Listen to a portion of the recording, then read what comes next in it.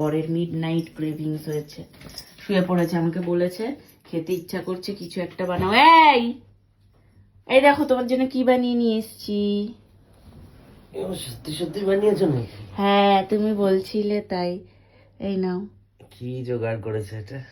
Egg roll এটা আবার বানিয়েছি। কি? হ্যাঁ এটা লিখেও এনেছে, আনতে হয়েছে আবার? হ্যাঁ।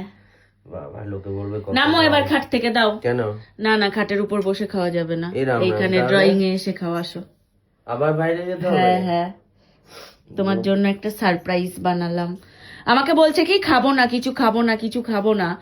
তারপর আমি যখন বললাম তাহলে তোমাকে এরকম একটা কিছু বানিয়ে দেব, তখন চোখ খুলে বলে কি হ্যাঁ।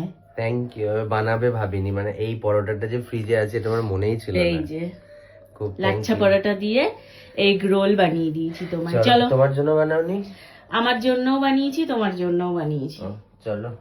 আবার শুধু তাই নয়, যে আমার আবার খেতে ইচ্ছা করছিল মোমো, সেই জন্য এই যে আমার জন্য আবার মোমো অর্ডার করে দিয়েছে এই রাত দুপুর বেলা।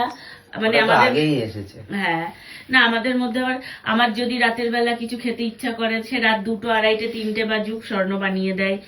স্বর্ণর কিছু খেতে ইচ্ছা করলে আমি বানিয়ে দিই। Thank you. সবাই এভাবে মিলেমিশে থাকো, আমি এখন রোলটা খাই।